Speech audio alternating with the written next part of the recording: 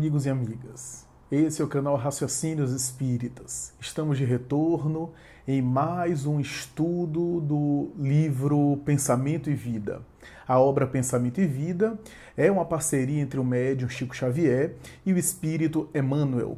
E no dia de hoje estamos a examinar o capítulo 7 dessa obra magistral, intitulada Trabalho.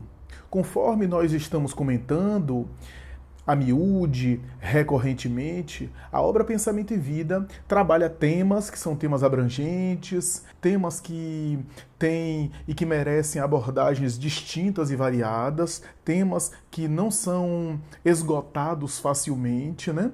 Portanto, são assuntos que são trabalhados na Terra, em ciências, em disciplinas, em filosofia, no pensamento acadêmico, no pensamento religioso. Mas aqui, Emmanuel dá o seu enfoque especial, que é isso que a gente vai abordar aqui. E no capítulo 7, Trabalho, também não é diferente. É por isso que nós vamos aqui trazer as considerações de Emmanuel a esse respeito, sem esgotar o assunto, principalmente no que diz respeito ao espiritual, porque o que Emmanuel faz ao trabalhar esses temas, e nesse capítulo não é diferente, é agregar um valor espiritual, uma dimensão espiritual, sendo não apenas correto e consentâneo com a proposta da codificação de Allan Kardec, mas também trazendo a sua contribuição, agregando alguma coisa a mais. E antes de abordar as questões que Emmanuel levanta, vale a pena fazer aqui uma consideração geral sobre o tema. O termo trabalho é uma palavra que deriva de um vocábulo latino chamado tripalium. O vocábulo tripalium procede de um instrumento que no passado era utilizado para, segundo algumas tradições, punir os escravos, porque era um instrumento com 3 dentes, né, daí tripalium, né, e que causava punição, causava flagício aos escravos. Não apenas isso, alguns defendem a ideia de que o tripalium era utilizado na agricultura, na terra, no arado e que, ao mesmo tempo, utilizado também para punir os escravos que desobedecessem. A verdade é que o vocábulo tripalium gerou a palavra trabalho, que vem dessa expressão em latim. Portanto, já está na raiz etimológica da palavra a ideia de que o trabalho é uma tortura, que é um flagício, que é um castigo, um sofrimento. E porque também isso refletia e refletiu durante muitos séculos a mentalidade do mundo, a mentalidade social, a mentalidade predominante ao longo das épocas. É por essa razão que grande parte da tradição do passado atribuir o trabalho às classes menos favorecidas, inclusive aos escravos. Na Grécia, por exemplo, cuja cultura tanto nos fascina, nós temos o trabalho sendo uma função exercida essencialmente pelos escravos, a ponto de Platão, por exemplo, um dos filósofos, entre outros, falar que o advogar em causa da escravidão sustentando de que o filósofo tinha que ter tempo para pensar e o escravo que deveria trabalhar mesmo na sociedade grega. Então, mentes geniais como o do próprio Platão chegavam a sustentar e a defender a escravidão porque era o conceito da época, o paradigma da época.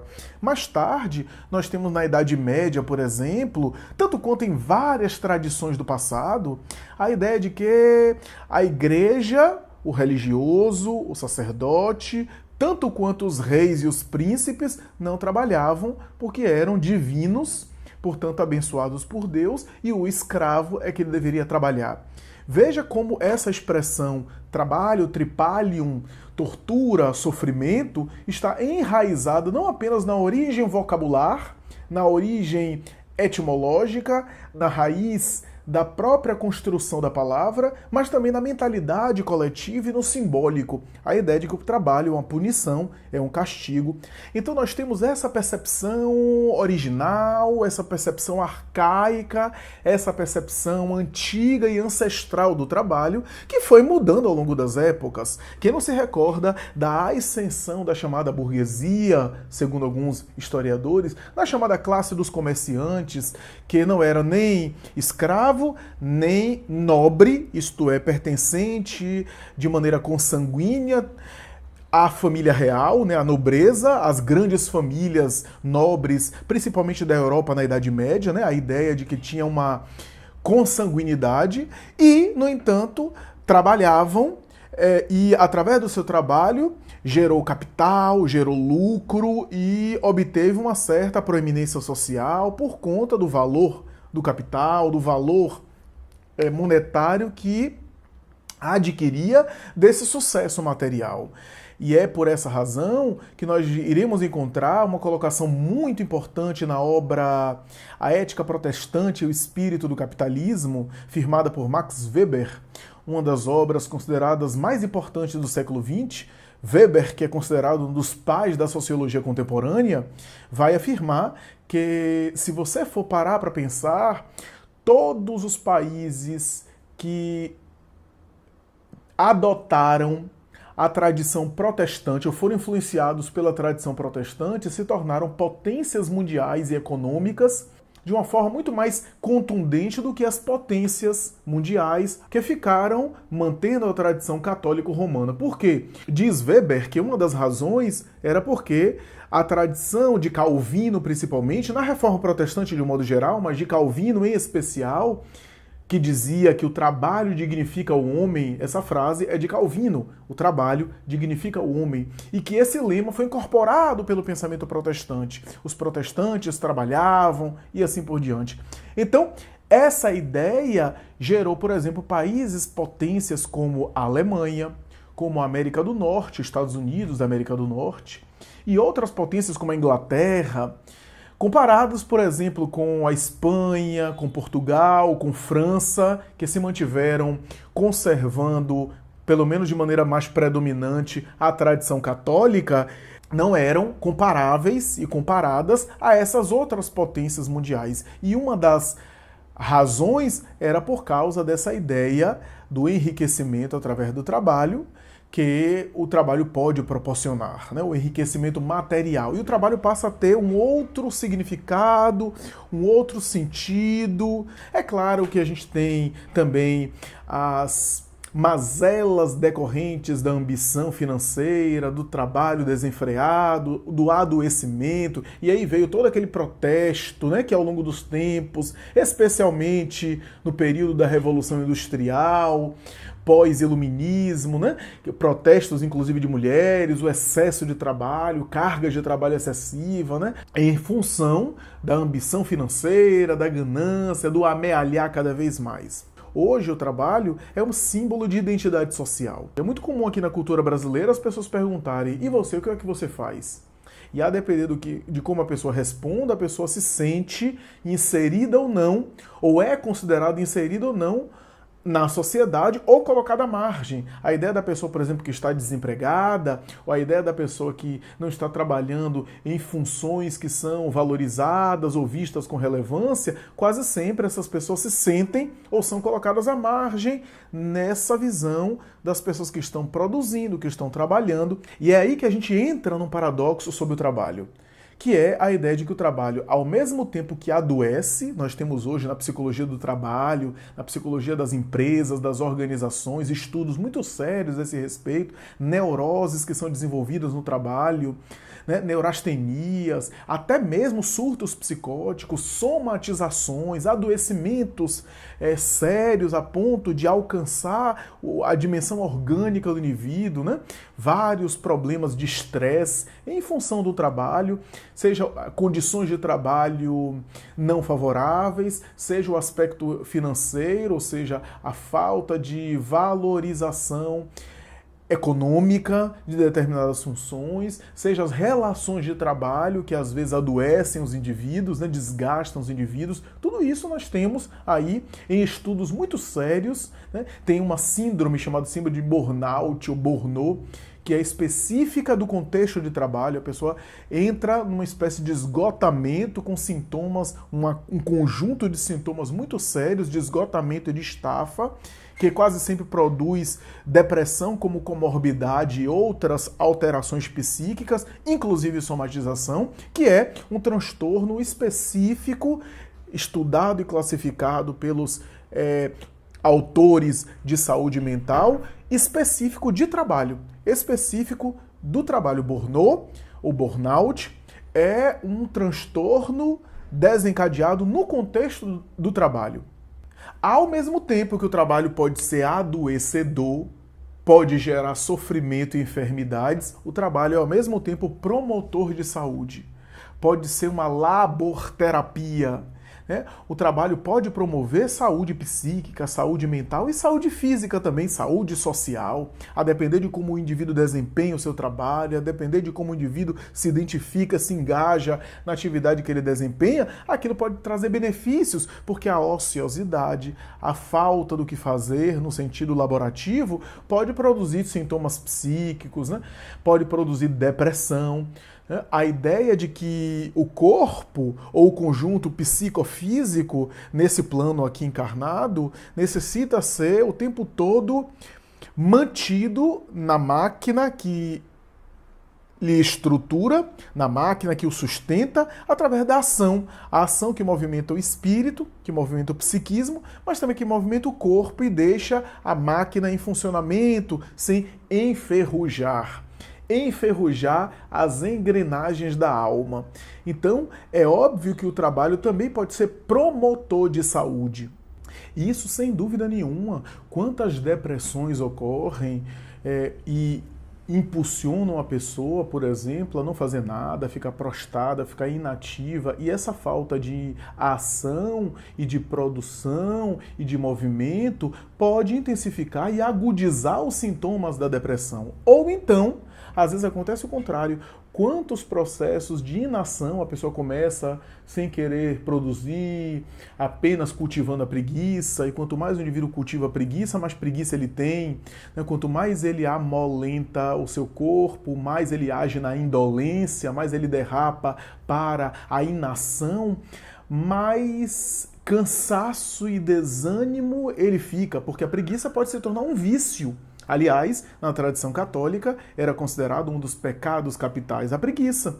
Então, essa indolência que vai amolentando não apenas o corpo, mas o caráter, faz parte de uma prova para o espírito e que pode fazê-lo mergulhar num caminho, às vezes, sem volta, gerando outras comorbidades. Então, a depressão pode gerar inação, mas a inação ou a falta de produção enriquecedora que lhe dê resultados positivos para ele, pode também empurrá-lo para a depressão. A verdade é que o trabalho, e a doutrina espírita, através de Allan Kardec, já assim o afirmava, o trabalho tem um propósito evolutivo. Allan Kardec examina isso quando, na Lei do Trabalho, terceira parte do Livro dos Espíritos, e em O Evangelho segundo o Espiritismo, no capítulo 16, quando ele fala sobre as riquezas materiais, capítulo 16, portanto, não se pode servir a Deus e a Mamon, onde ele examina a questão das riquezas materiais e coloca de maneira enfática que as riquezas constituem um elemento de progresso, porque faz com que os homens, querendo manter a sua sobrevivência, necessitando manter a sobrevivência material, busca as riquezas materiais para sustentá-lo.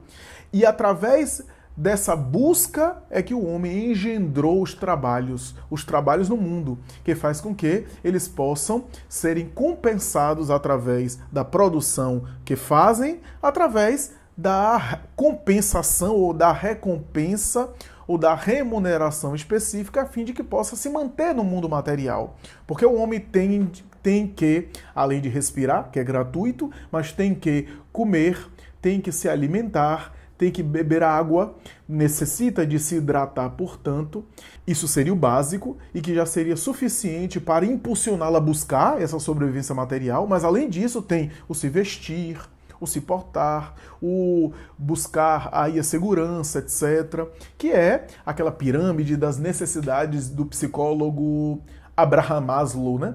A ideia das necessidades básicas que vão sendo superadas para necessidades mais transpessoais, mais transhumanas, né? Para além da dimensão material, mas que essas necessidades precisam ser superadas, né? E que o trabalho muitas vezes é esse elemento. Allan Kardec assim afirma em O Evangelho segundo o Espiritismo que o trabalho seria esse elemento que, conjugado à riqueza, impulsiona o homem a evoluir. Em outras palavras, a riqueza é um dos elementos de progresso, porque as riquezas do mundo, não apenas o dinheiro, as riquezas do mundo fazem com que os homens, através da sua experiência, experimentem usá-la e aprender com essa experiência a fim de melhor usá-la. A moderação, o equilíbrio, mas isso só o espírito passando pelas experiências para ir aprendendo a lidar com a riqueza. Mas além disso, a riqueza é um elemento de progresso porque proporciona um outro elemento de progresso, tudo colaborando com a lei de Deus, que é o trabalho. Então Allan Kardec faz essa consideração e diz que, a princípio, por necessidades puramente materiais, isso é por interesse, o indivíduo trabalha. Porque como ele quer se manter o corpo, manter a alimentação, manter os requisitos básicos da sua sobrevivência na Terra, à medida que passa o tempo e ele evolve, ele tem outras necessidades. Kardec vai dizer, a princípio, necessidades materiais, para mais tarde semi-morais, e para depois necessidades morais. Olha o processo evolutivo, tudo evolui na natureza, tudo evolui no cosmos, inclusive o trabalho. Então, a princípio, o trabalho é rude, é braçal. A necessidade do homem também é rude, é mais braçal, mais grosseira. Lentamente ele passa a ter outras necessidades, necessidades sociais, necessidades emocionais, necessidades afetivas, estéticas e espirituais, necessidades de segurança. E por isso ele busca então trabalho para também conseguir conquistar essas coisas lentamente, necessidade de autoestima, por exemplo, e assim por diante. Então isso acaba conduzindo o ser a buscar e a trabalhar e a se aprimorar. Lentamente ele vai se aprimorando de necessidades materiais, ele vai desenvolvendo o intelecto, porque o trabalho acaba convidando o homem e impulsionando-o para que ele possa se desenvolver intelectualmente. Quando eu falo de se desenvolver intelectualmente, não é só o trabalho acadêmico da universidade, do doutorado, do laboratório, não. Da leitura de livros, não. Qualquer trabalho exige o uso da cabeça, do raciocínio, mesmo os trabalhos mais assim automatizados, mais burocráticos, mas ali o indivíduo está pensando, está raciocinando, desenvolvendo-se intelectualmente, lidando com outras pessoas, e isso o intelecto desenvolve, o discernimento, né, a compreensão das coisas, né, mesmo que seja uma tarefa muito burocrática, muito automatizada, quase irracional, mas ele está se desenvolvendo ali na compreensão das coisas, da vida, o dia a dia. Mas, Kardec vai dizer, esse é um ponto, só que conduz o indivíduo ao desenvolvimento moral. Por que desenvolvimento moral? O indivíduo, por necessidades materiais, ele vai para a moral. Por quê? Porque ele precisa chegar todo dia cedo no trabalho. Porque se ele não chegar todo dia no horário no trabalho, se você ficar faltando toda hora... Aqui eu estou usando um clichê, eu estou usando uma função padrão, uma função mais genérica. Eu sei que cada trabalho é um, tem gente que tem flexibilidade no horário de trabalho, tem gente que não. Mas estou dizendo, genericamente falando, se o indivíduo não chegar no seu horário de trabalho, ele pode acabar perdendo o trabalho, a oportunidade do emprego. Então, graças a uma necessidade material, ele não quer perder o trabalho, ele tem conta para pagar, ele tem filho de repente para cuidar, ele tem uma família para dar conta, o que é que ele faz? Ele chega cedo. Chega cedo. Então aquele espírito que é indisciplinado, trabalhando, sei lá, 30, 35 anos até se aposentar, todo dia chegando no horário, olha o que ele ganhou em termos evolutivos. Depois de uma vida inteira trabalhando, ele ganhou um certo senso de disciplina. E por incrível que pareça, mesmo ele torcendo para se aposentar, porque não quer mais chegar no horário, não quer ter horário, não quer ter compromisso. Não é assim que a gente ouve falar? Ó, eu quero me aposentar, que eu não quero ter compromisso mais. Mas ele leva esse senso de disciplina, porque já se incorporou à sua estrutura psicológica, ao seu repertório de comportamento. Mas não fica apenas aí.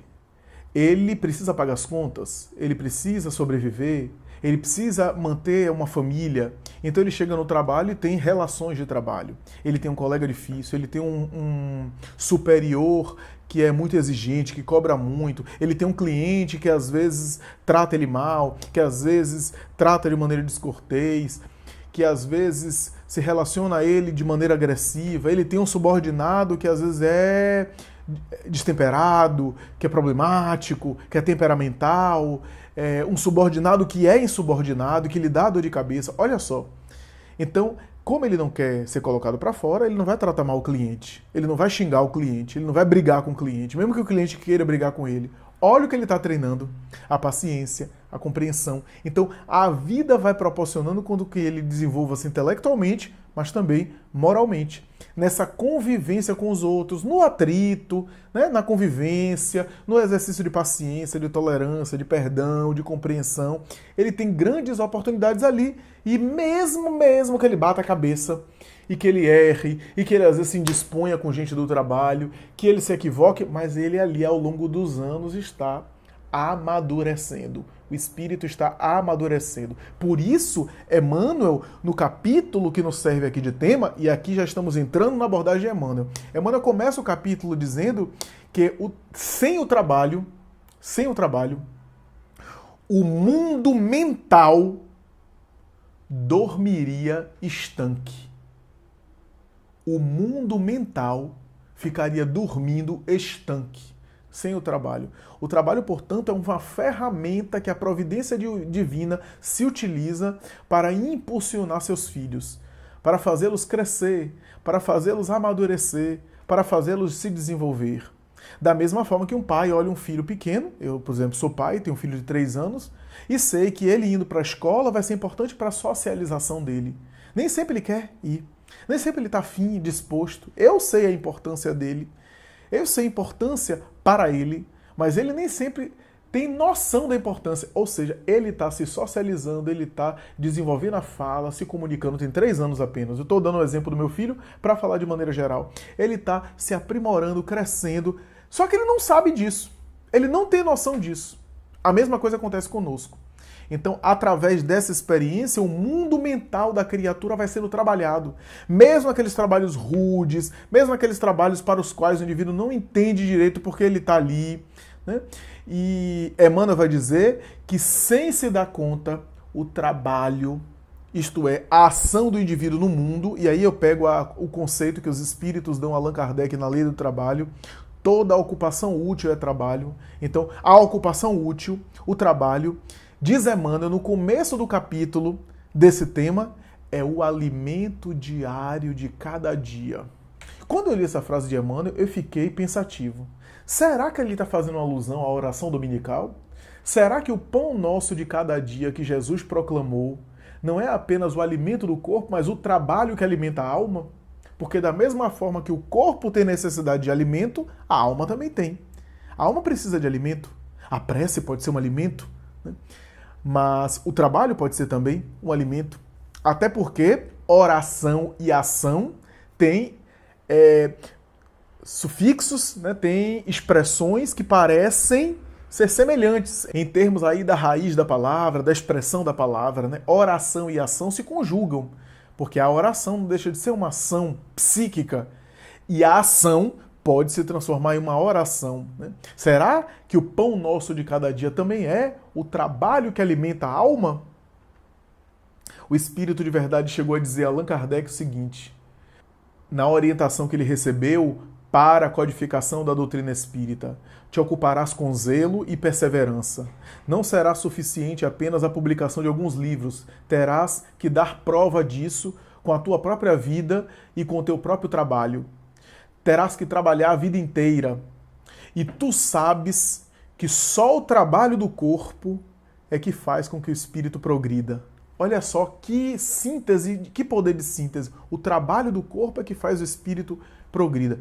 Por trabalho do corpo, bem se vê que não se trata aqui apenas do trabalho braçal, porque o trabalho intelectual é também um trabalho no corpo físico. É através da matéria, na ação que o indivíduo se desenvolve, que o espírito evolui. O espírito evolui a partir da matéria e se aproveitando das experiências da matéria para se aperfeiçoar como espírito e, olha que coisa curiosa, se desvencilhar e se libertar da matéria. O espírito precisa se libertar da matéria, pela matéria passando, para dela se libertar. E Emmanuel, nesse sentido da evolução psíquica, ele destaca 3 elementos interessantes do ponto de vista evolutivo, né? Ou 3 níveis de atuação por meio do trabalho que ele coloca na obra para dar uma ideia dessa evolução psíquica, esse progresso psicomoral ou psíquico que a criatura pode desenvolver. Ele fala do trabalho-obrigação, do trabalho-ação e do trabalho-serviço. O trabalho-obrigação é aquilo que os espíritos dizem a Kardec, em O Livro dos Espíritos, que o trabalho também é uma forma de expiação.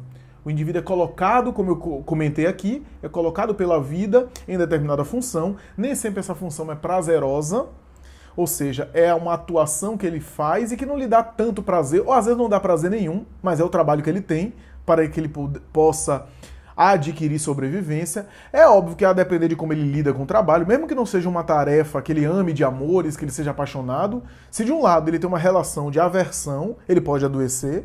De outro lado, se ele encontra um sentido, um significado com aquele trabalho, ele pode talvez não morrer de amores, mas também não ter totalmente um desconforto ou uma insatisfação completa.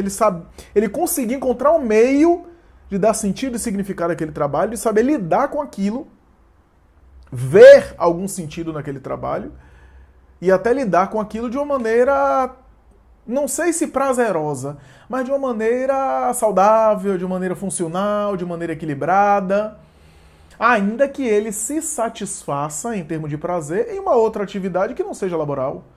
Quantas vezes não é possível pela vida o indivíduo trabalhar naquilo que ele mais tem prazer? Quantas pessoas que nós conhecemos que, sei lá, gostaria de atuar na música, mas não tiveram condição por conta de uma série de fatores e são, sei lá, bancários, né? Atuam aí na contabilidade, atuam numa empresa, trabalham numa empresa e nas horas que não estão trabalhando, tocam violão, reúne com a banda, faz apresentação, faz show, mas não necessariamente aquilo é o seu ganha-pão, é a fonte de renda, né? Não deixa de ser também um trabalho. Nem sempre a pessoa consegue juntar. Quando consegue juntar, conciliar, melhor ainda, é claro, mas nem sempre, nem toda criatura. Por isso que o trabalho é uma espécie de expiação, que Emmanuel chama trabalho-obrigação. Mas aí tem um segundo item, que eu diria que um segundo nível evolutivo do trabalho. Quem está colocando isso sou eu. Emmanuel não coloca dessa forma. Eu que estou dizendo que se pode depreender da leitura do texto que ele sugere um certo nível evolutivo ou um certo nível de gradação de crescimento em função do trabalho, né? Relacionado com o trabalho. Então, nós temos aí o trabalho-obrigação, trabalho-ação. O trabalho-ação é quando a pessoa percebe que aquilo que faz ou escolhe fazer algo que ela sabe que pode mudar, que pode gerar uma mudança. Ela sabe que aquilo que ela está fazendo pode produzir uma mudança social. Ela age na intenção de que haja uma mudança social. A sua ação é uma ação no sentido de mudar mesmo, de proporcionar algum tipo de mudança. Esse trabalho já dá uma certa satisfação emocional, um certo bem-estar. O que eu estou fazendo, eu sei que é para mudar as pessoas, ou para mudar o mundo, para tornar o mundo melhor. Eu sei que aquilo que eu estou fazendo transforma o mundo à minha volta, ou pode transformar o mundo à minha volta. E aí pode ser uma opção da pessoa por determinada atuação, ou a pessoa naquela função que a princípio era obrigação, a pessoa agora viu um sentido e percebe que aquilo pode realmente estar contribuindo com o todo para a mudança do todo, né? Ou seja, um é uma mudança interna de percepção e o outro é uma mudança mesmo de atuação. Não, eu saí de um emprego, fui para o outro para trabalhar, ou então não saí, mas fui atuar fora do horário de expediente em uma atividade, sei lá, voluntária, social, filantrópica, que eu sei que vai contribuir para mudar o mundo. Esse é o trabalho ação. É um trabalho que já tem aí uma benemerência, um caráter humanitário, uma atuação de ajuda ao próximo, né? Então eu percebo que há esse valor e essa satisfação para depois chegar no trabalho-serviço. O trabalho-serviço é quando o indivíduo já está numa atitude de amadurecimento e ele não apenas se envolve no trabalho, não apenas ele faz aquilo que é certo fazer, obrigação, mas ele faz também sabendo que vai transformar o mundo, que vai contribuir com o mundo, mas o trabalho de serviço é também quando ele consegue se envolver moral e emocionalmente com aquilo que ele faz, a ponto de ser transformado por aquilo que ele faz. Ou seja, enquanto o trabalho e a ação tenta transformar o mundo, o trabalho serviço, que é o terceiro tipo, trabalho e serviço, o sujeito é transformado. Em trabalho e ação, ele transforma o mundo. No trabalho e serviço, ele é transformado pelo mundo. Enquanto o trabalho e ação transforma o meio, o trabalho e serviço transforma o sujeito. No trabalho e serviço, não há apenas aquele idealismo, aquele prazer, aquela satisfação de saber que está contribuindo, mas é uma autodoação. É uma dedicação mais intensa, mais completa, uma dedicação mais contundente, sobretudo no trabalho e serviço, para o indivíduo se melhorar com aquilo que faz, para o indivíduo ser transformado com aquilo que ele transforma, é bem dialético, né?